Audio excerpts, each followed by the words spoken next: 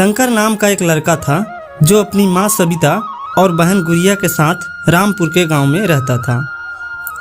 शंकर के पिताजी का देहांत उसके बचपन में ही हो चुका था। तब से शंकर की माँ ने ही घर के लिए पैसे कमाने की जिम्मेदारी उठाई। सविता ने बहुत मेहनत की अपने बच्चों का पालन पोषण करने के लिए। पैसों की कमी की वजह से शंकर ने स्कूल छोड़ दिया और अपनी माँ के साथ काम करने लग गया और उन्होंने गुड़िया की पढ़ाई को नहीं रोका। सविता इमारतें बनाने वाले सेंटों पर मजदूरी के काम करती थी। शंकर भी अपनी माँ के साथ काम पर जाने लगा। उसने देखा कि यह माहौल कुछ अलग और अनोखा था। कैसे ईंटों को जमा करके सीमेंट भर के दीवारें चढ़ाई जा रही थी, कैसे रेत और सीमेंट को मिलाया जा रहा था, फिर पूरे दीवार पर सीमेंट लगाया जा रहा था, फिर सूखे सीमेंट को जमाने के लिए पानी डाला जा रहा था और अंत में रंग लगाया जा रहा था। ये सब शंकर को बहुत पसंद आया। घर जाने के बाद, माँ मुझे इमारतें खड़ा करने का तरीका बहुत पसंद आया। सच में बेटा? फिर क्यों न तुम रोज मेरे साथ आ जाओ, सिर्फ काम करने के लिए नहीं, सब कुछ सीखने के लिए भी, और ताकि तुम एक दिन बड़े बिल्डर बन जाओ। हाँ माँ, मैं वादा करता हूँ। उस दिन से शंकर हर एक काम को गौर से देखने लगा। उसने जल्द ही सब कुछ सीख लिया।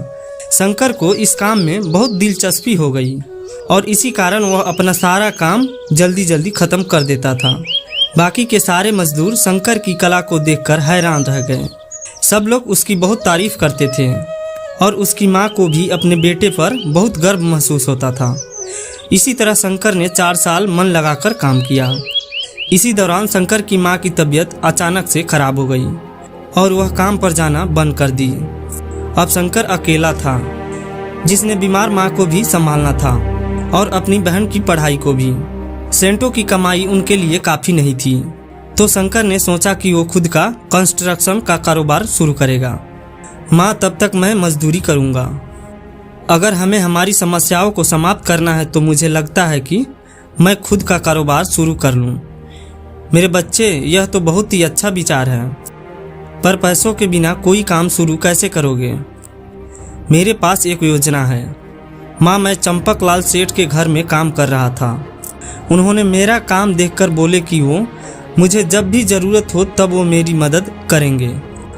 अब उनके घर का काम भी अधूरा रह गया है। मैं उनसे पैसे लेकर उनका काम ख़त्म कर दूंगा। तुम बहुत बुद्धिमान और कलाकार हो बेटा। जाओ, सेठ साहब से बात कर लो, देखते हैं क्या होगा। चंपक लाल के पास जाकर अपनी योजना के बारे में उनको बोलता है। अरे बेटा, इतनी उम्र में तुम्हें बहुत कुछ सहना पड़ रहा है। मैं तुम्हारी मदद जरूर करूँगा, पर ऐसे काम करने के लिए तुम्हें कम से कम 10 आदमी की ज़रूरत है। तुम कहाँ से लाओगे? सर जी, मैं कुछ लोगों को जानता हूँ, एकदम सही काम करते हैं और ईमानदारी से, वो भी कम पैसे में। आजकल ऐसे लोग कहाँ पे मिलेंगे?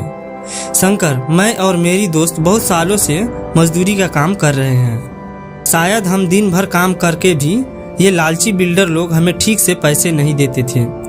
ऐसा बहुत सारे लोग ठोकर खा रहे हैं। सेठ जी, अगर मैं उनसे बात करूंगा तो हम जरूर एक साथ जोड़कर काम कर सकते हैं। ये सब तो ठीक है बेटा, किसके घर पे काम शुरू करोगे?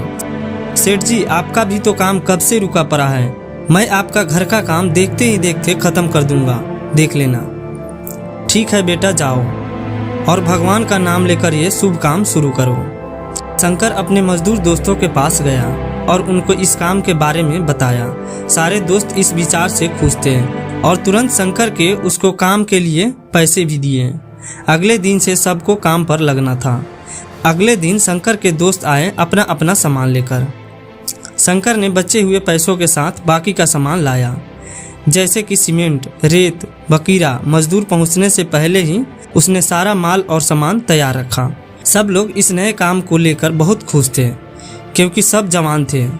वह काम भी जल्दी जल्दी खत्म करने लगे। शंकर बाकियों को सही दिशा दिखा रहा था काम करने का, और देखते ही देखते 2 महीनों के अंदर सारा घर तैयार हो गया। चंपक लाल का यह नया घर देखकर सब लोग हैरान रह गए। शंकर के पहले मालिक भी यह काम देखकर आश्चर्यचकित रह गए कि उसने इतना अच्छा मकान कैसे बनाया। चंपक लाल सेठ का घर देखकर अब बाकी के भी लोग भी अपने अपने मकान बनवाने के लिए शंकर को बुलाने लगे। शंकर बेटा, तुमने इतने कम समय में मेरा इतना अच्छा मकान बना दिया। वाकई में लाजवाब काम किया तुमने। सेठ साहब ने फिर शंकर को अपने काम के लिए अच्छा खासा पैसा भी दिया। पैसों के साथ उसने माँ की भी सेहत का ख्याल रखा और अपनी बहन को भी बेहतर स्कूल में डाला। उसने खुद के परिवार के लिए भी मकान बनवाया। 18 साल के अंदर अंदर शंकर ने कई प्रकार के लोगों से काम लिया। उसने अपनी कला का इस्तेमाल किया, मेहनत के साथ, जिसकी वजह से उसको प्रशंसा मिली। अंत में उसने अपने परिवार को सुखी भरा जीवन दिया। इस कहानी से हम यह सीखते हैं कि परिश्रम के बिना प्रतिभा किसी काम का नहीं।